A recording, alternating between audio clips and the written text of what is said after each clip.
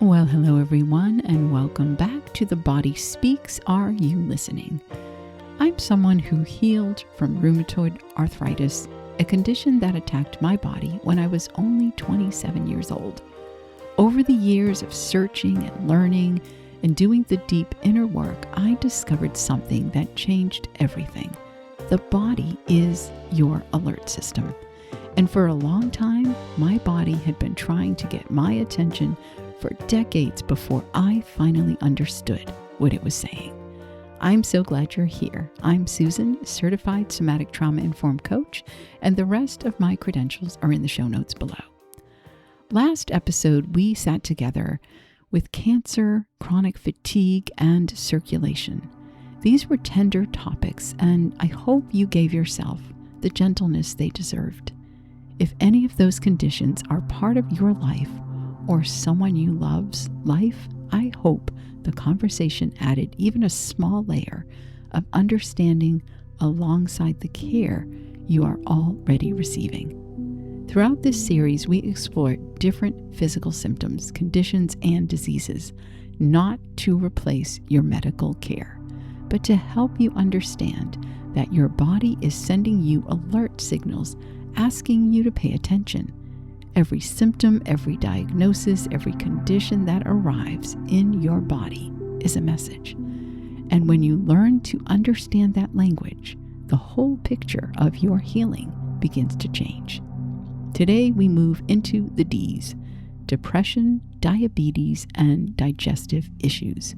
3 conditions that show up in so many lives, sometimes all at once, sometimes cycling through, and that carry emotional roots far deeper than most medical conversations ever reach.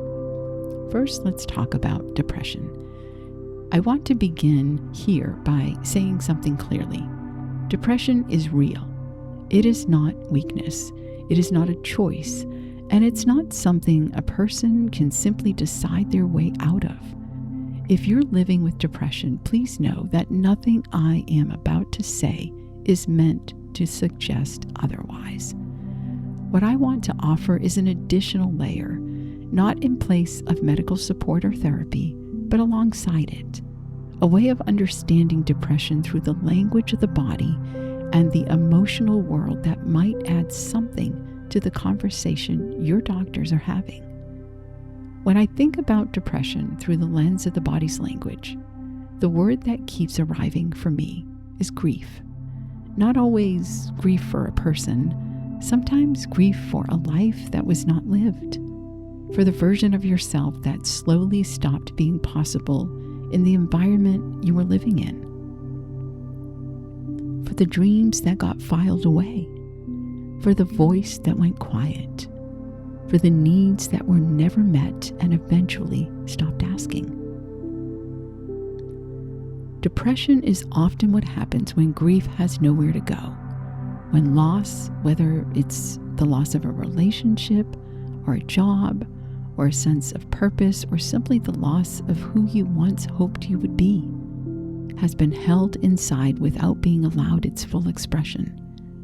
The sadness does not disappear just because it is not permitted to be spoken. It settles. It deepens. It becomes a weight that colors everything, a dimming of the light that was there before. Depression is not the absence of feeling. It is often what happens when feeling has been suppressed for long enough that the whole system begins to protect itself by going quiet. It is not emptiness. It is a very full place that has learned to present as empty. In IFS, depression is often what happens when the exile's pain has become so overwhelming that the managers and the firefighters have had to work harder and harder to keep it contained, and the system exhausts itself in the effort. Or it is the result of a part that has decided, for protective reasons, to damp down all feelings so that the most painful feelings cannot break through. The shutdown was meant to be temporary, but sometimes it stays. Now, when the nervous system has been in fight, flight, freeze, or fawn for an extended period of time, depression is often the result, particularly with freeze. Freeze is the nervous system's response when fighting and fleeing both feel impossible. It goes still, it shuts down.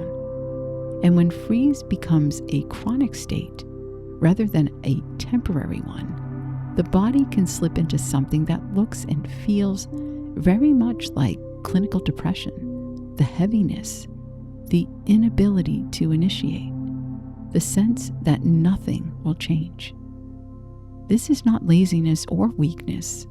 It is a nervous system that has been in emergency mode for so long that it's finally powered down to protect itself. Now, if this resonates, the way back is not to push harder. It is to move up the ladder, gently and consistently, one small step at a time. One phone call to a friend. One moment of choosing warmth over isolation. The nervous system learns safety through experience, not through instruction. Each small step teaches it that movement is possible and that the world on the other side of stillness is not dangerous. There's also a disconnection thread in depression that's worth naming: the crown chakra. Our connection to meaning, to purpose, to something larger than ourselves, to God or the universe or source, tends to go quiet in depression. The sense that life is meaning, that we have a place in it, that there is a reason to keep going beyond simply getting through the day. That sense dims, and the dimming of it creates its own particular darkness. The question we're sitting with gently is, what has not been grieved? What loss has been carried so quietly for so long that you may have stopped recognizing it as loss? Depression tends to involve two energy centers most directly: the heart chakra and the crown. The heart chakra governs love, grief, and emotional connection. When grief has been suppressed rather than expressed, when connection has been lost or was never fully available, when love has been given without being received, the heart chakra can become blocked. In Chinese medicine, the heart and the lungs are the organs most associated with grief, and prolonged, suppressed grief often manifests first in the chest. The heaviness, the difficulty breathing deeply, the sense of something pressing inward. And the crown chakra, our connection to meaning, purpose, and something larger than ourselves. When depression is accompanied by a loss of meaning, by the feeling that nothing matters or that there is no purpose, the crown chakra is often involved. This disconnection from the larger picture of one's life is one of depression's most painful dimensions, and one that responds well to spiritual practice, to being out in nature, to anything that restores a sense of participating in something that extends beyond the immediate darkness. The invitation is, where in your life has grief been waiting for permission to move? And what would it feel like to give it even a small amount of space today?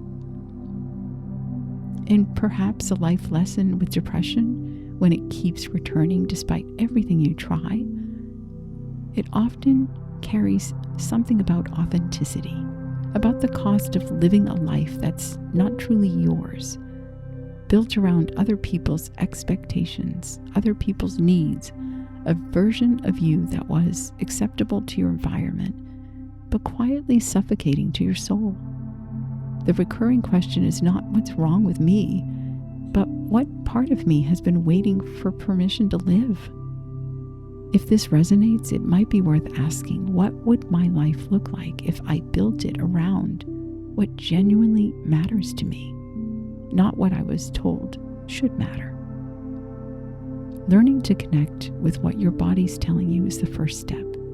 Movement, even gentle daily walking, taking a bath, getting yourself to move even the smallest amount, supports mood directly through the body's own chemistry. Omega-3 fatty acids are among the most well-researched nutritional support for depression. Sunlight, even 15 minutes of morning light, supports the body's serotonin production in ways that are measurable and real. And the somatic practice of allowing the body to express what the mind's been holding through movement, through sound, through breath, begins to give the grief somewhere else to go. Now let's talk about diabetes. I want to approach diabetes gently because, like depression, it is a condition that deserves medical care and serious management. And I also want to bring something to the conversation that really gets brought up. The pancreas sits right in the center of the solar plexus, the energy center associated with personal power, self-worth, and the digestion of experience as well as food. It is responsible for regulating blood sugar, for managing how the body processes sweetness, and when I think about what diabetes is in the body's language, I keep returning to that word, sweetness. Where has sweetness been missing from your life? Where has the experience of life felt for a sustained period, joyless or bitter, or simply dull and gray? A going through the motions without the nourishment that makes going through the motions worthwhile? And where might the body have begun to reach for sweetness in the only way it knew how? In the literal physical form of sugar, of food, of the immediate comfort that something sweet can provide when the deeper sweetness is absent. Now, I'm not suggesting that diabetes is simply an emotional problem. The physiology is real and complex and deserves proper medical attention. What I'm suggesting is that the emotional layer underneath is real also, and that for people who find themselves reaching repeatedly for physical sweetness, it can be profoundly useful to ask what deeper sweetness has been missing in your life and how to begin providing it. The body often reaches for sweetness in the only way available to it when the deeper nourishment of joy and connection, meaning, and genuine pleasure has been absent for long enough. And this is not weakness. It's the body trying to fill a genuine need. In internal family systems, I think of the reaching for sugar or the development of a body that struggles to process sweetness as connected to the exile who never quite felt that life was sweet, who learned to find comfort in the immediate and physical because the relational and emotional comfort was unpredictable or unavailable. That exile is not greedy or undisciplined. She's hungry for something real. There is also a self-worth thread with the solar plexus connection. When we've spent years feeling that we're not enough, that we have to earn our place, that our value's conditional, the solar plexus depletes. And a depleted solar plexus affects the whole digestive system, including the pancreas, including the body's ability to metabolize experience smoothly. The question we're sitting with is, where in your life has genuine sweetness been missing? And what would it look like to intentionally, deliberately begin to bring more of it in? Not through food, but through the actual experiences that feed the soul. Now, diabetes maps most directly onto the solar plexus chakra. It's the center of personal power, self-worth, and body's digestive fire. The pancreas sits within this energy, and it's governed by it. When the solar plexus has been chronically depleted through low self-worth, the suppression of personal power, or a life that has felt joyless for an extended period, the physical organs in this region can be affected. The solar plexus governs how we metabolize our experience, how we take in what life offers and process it into something nourishing. When the emotional metabolism is blocked, the physical one usually follows. So what genuinely brings you joy. Not comfort or distraction, but real alive. This is what I'm here for, joy. That kind of type. When did you last experience it? And what would it take to make it a regular part of your life rather than an occasional one? Diabetes often carries a life lesson about receiving, about allowing yourself to take in the good, the pleasure, the rest, the nourishment, the joy, without immediately converting it into productivity or giving it away.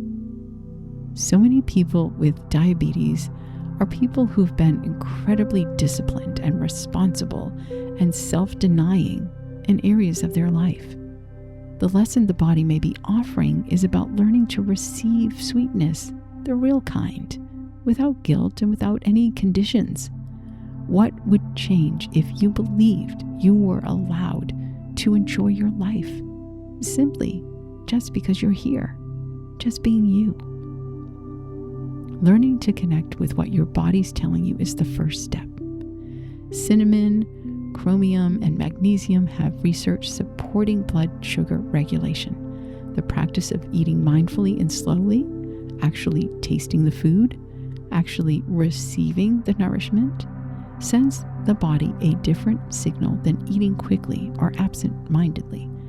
And the deliberate practice of creating moments of genuine pleasure in daily life, small ones, consistent ones, begins to teach the nervous system that sweetness is available without needing to be sought in emergency.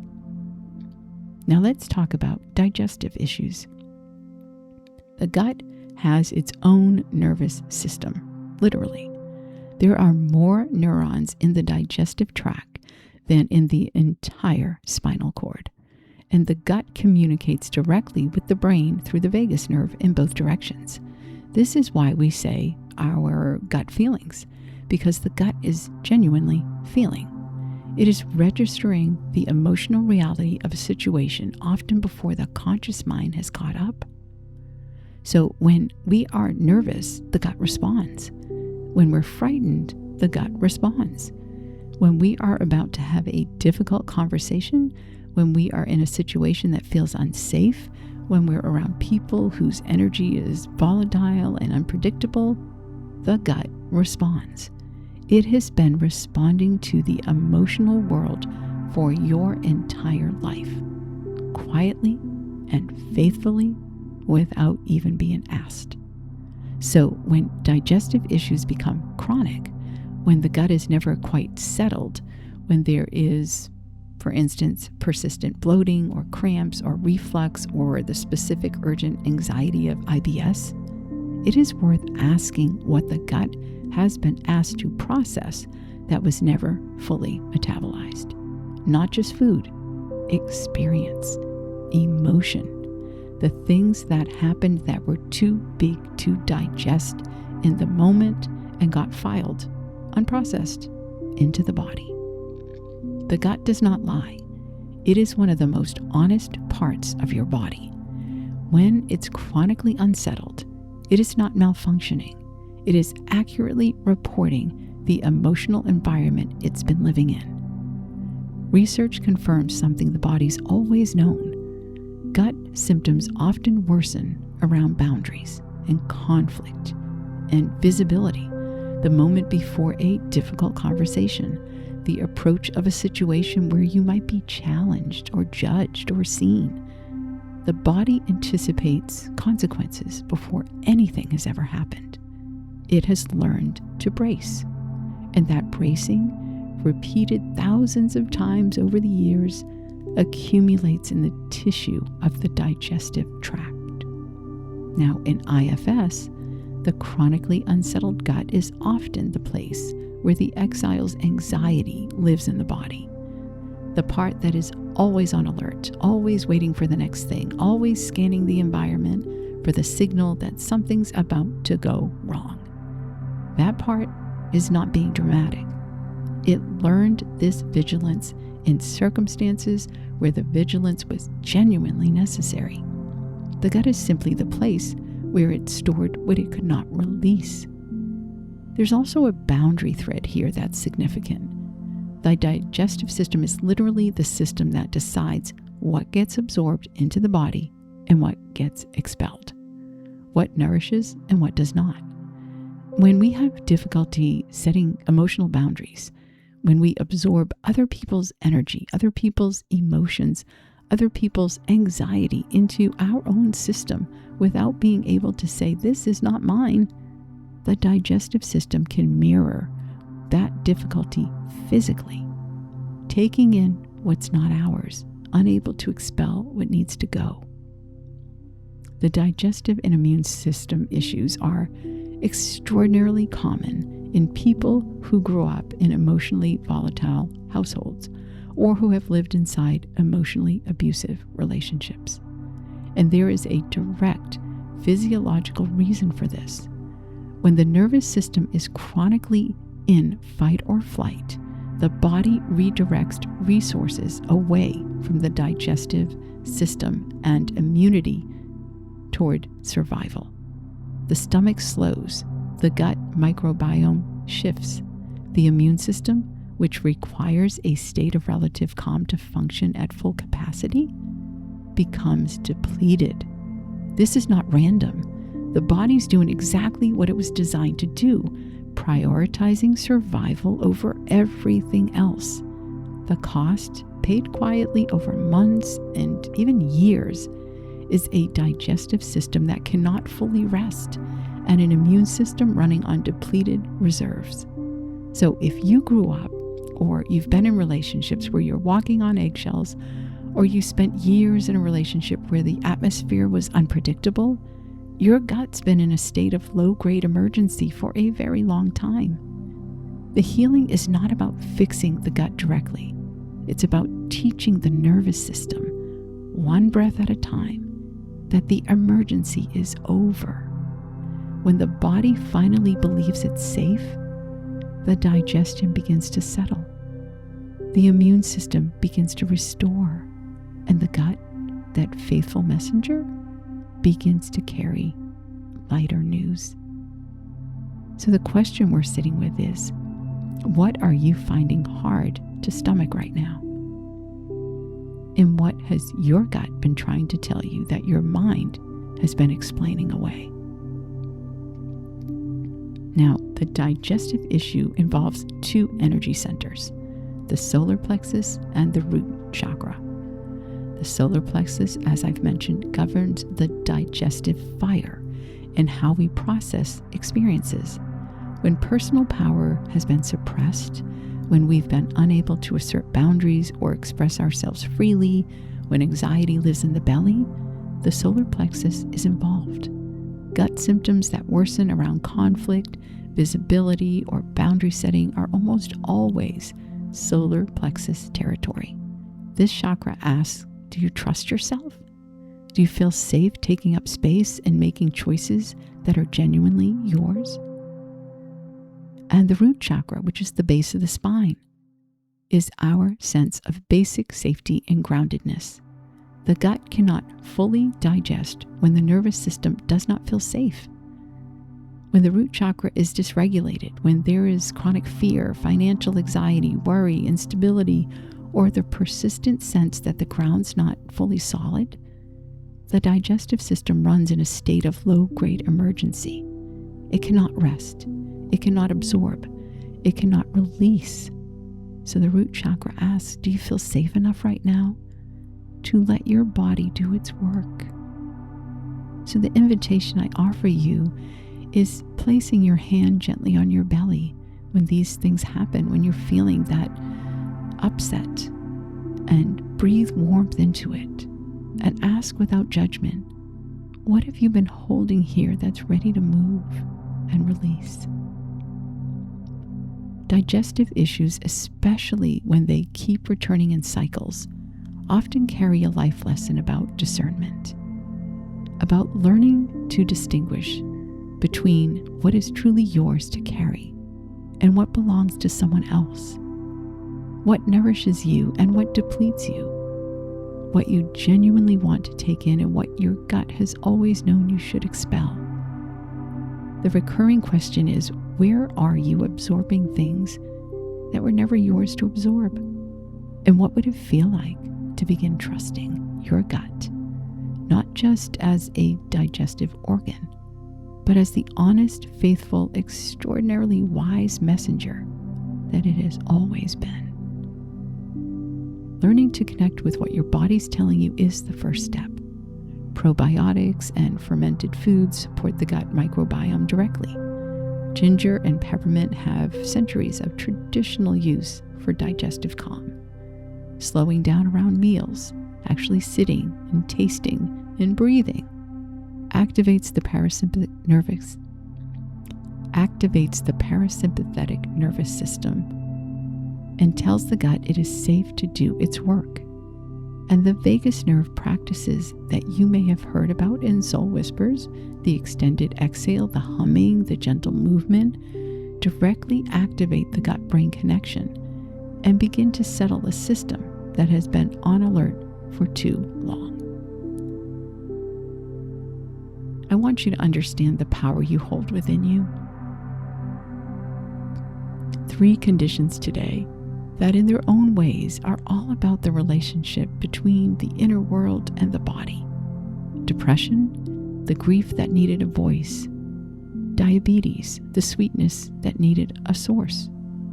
Digestive issues, the discernment that needed to be trusted. I want to say something about life lessons because we've been weaving them through this series now.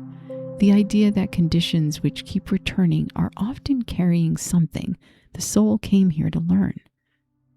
The lessons are not punishments. They are invitations. They show up in the body because the body is the most faithful, most honest, most persistent messenger we have. When the mind has learned to explain things away, the body keeps the score. It keeps asking. It keeps knocking on whatever door is available until someone finally answers. You are answering right now by being here, by listening, by being willing to look at these conditions not as malfunctions, but as messages, not as evidence of something wrong with you, but as evidence of a body that's been working on your behalf through everything. The infinite intelligence is within you. The same wisdom that runs your heart and your lungs and your immune system without your conscious involvement for every second of every day is not confused about what you need. It has never been confused. It has just been waiting for you to stop long enough to listen. And you're stopping and you're listening. And that, my friend, changes everything. Now let's begin your guided meditation.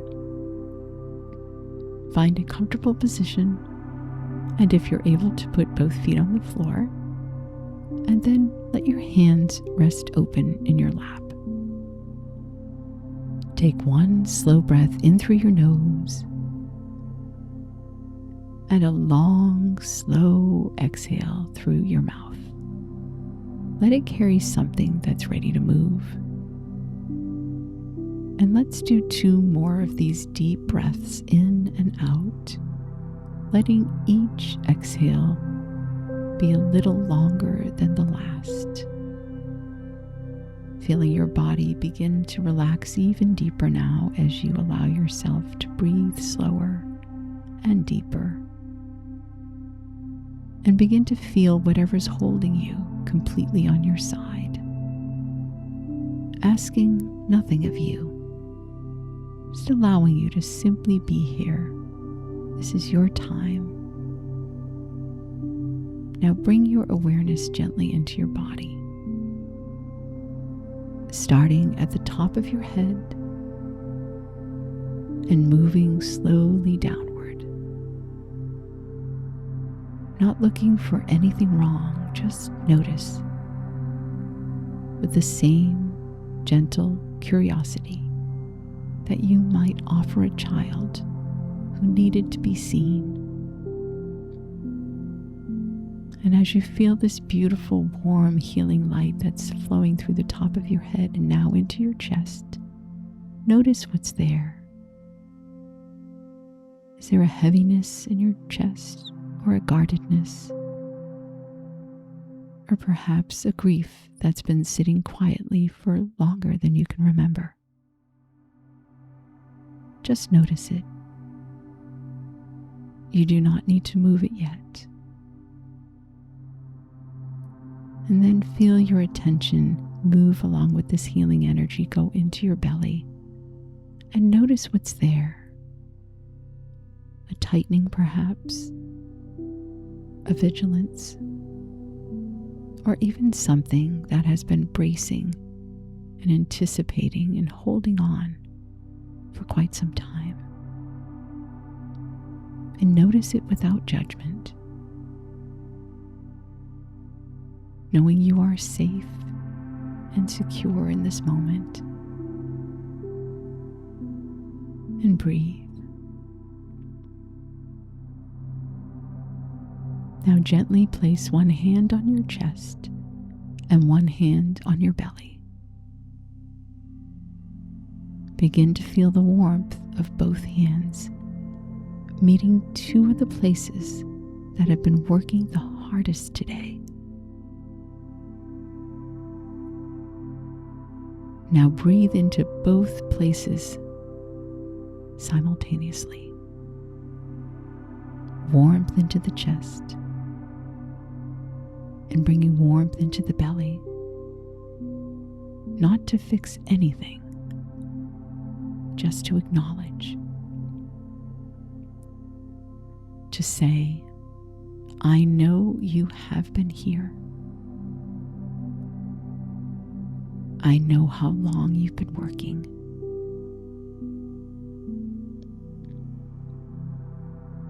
Now I want to speak to the part of you that's been carrying grief, the part that has been carrying the weight of what was not given,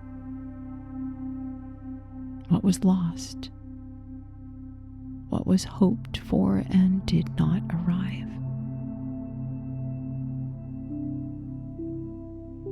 And from the higher self, from the calm, loving, wise part of you that has been here through everything, let this higher self say to that part, I see you.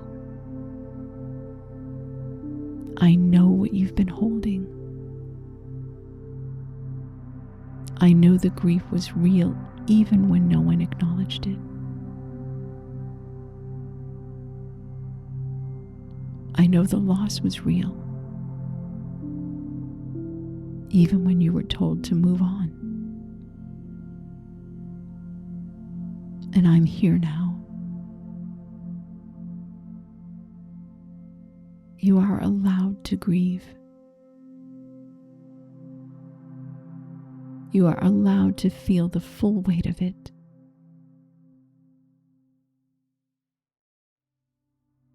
And when you're ready, just when you're ready, you are allowed to put some of it down. And breathe.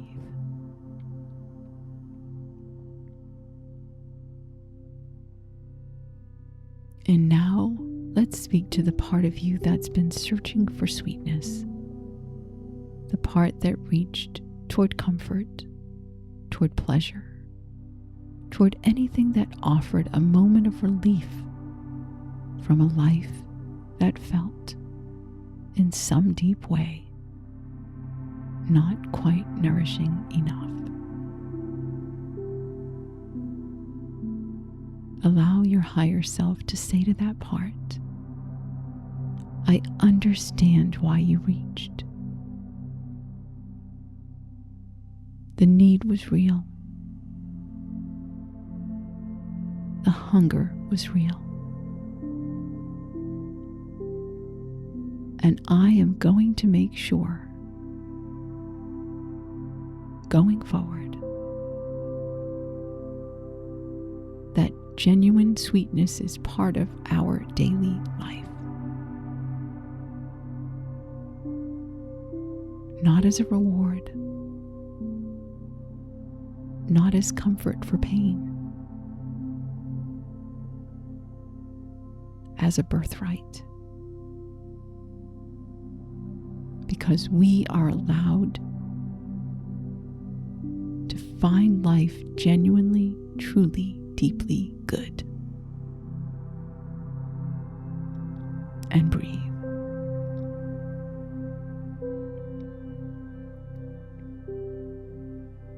And now let your higher self speak to the part of you that's been bracing, the gut that has been on alert, the belly that's been holding the vigilance that the mind was trying not to show. And say to that part, you have been right so many times. Your knowing has always been accurate. And I'm learning to trust you now. To listen to what you know before the mind explains it away. To let your wisdom lead. You are not the problem. You are the messenger. And I'm finally, truly listening. And breathe.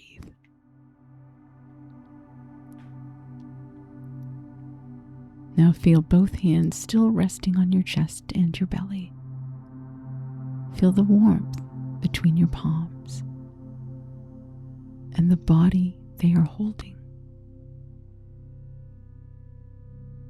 And speak one final thing to the infinite intelligence within you, to God, to the universe, to Source. I am ready to receive what my body's been offering me. Not as a diagnosis, as a message, as a lesson, as love. The intelligence that created me is still creating me. And I'm open to that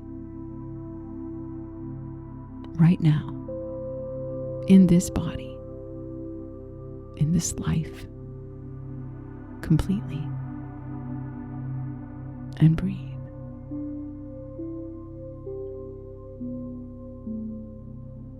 Now take one final breath all the way down into both hands, feeling that energy move through your hands and into your heart and into your belly. And let your whole body just soften slightly beneath it, allowing yourself to slowly come back to the present time, back to the present moment. And when you're ready, you can gently and slowly open your eyes. Depression, diabetes, and digestive issues, 3 conditions, 3 messages, 3 life lessons asking to be heard rather than just managed. Wherever you are with any of these, whether it is you or someone you love, please be gentle. This work is not about blame, it's about understanding. And understanding, when it arrives with compassion rather than judgment, is one of the most healing things there is. Next episode, we continue into the E's, ear problems, eczema, and endometriosis. 3 more conditions that, when you understand what they might be carrying, will never look random again. And I do want to mention to each one of you, if you've been hoping to hear one of the issues, diseases, whatever it might be that I did not mention when I've gone through the alphabet, please don't hesitate to leave it in the comments below. My goal is to go through the alphabet, and then I will review the comments, and I'll be taking notes to make sure that the following episodes after that will be able to review those with all of you. Now, if today connected dots you've been trying to connect for years, if something in you said yes when we named what your body might be carrying, this work goes much deeper in one-to-one sessions. I do offer those, and you can find my information in the show notes below. And before you go, I would love to hear from you. Please leave a comment and tell me if something landed for you today. If any of these 3 conditions spoke to something you or your loved one recognize in yourself, even one word matters. Your recognition might be exactly what someone else needed to read. If The Body Speaks is helping you understand your body, please subscribe so you never miss an episode. And if you'd be so kind to leave a thumbs up today if it helped you, I would be so grateful. And share it with one person whose body has been asking for their attention. Remember, your body has always been on your side. Till next time, love and hugs.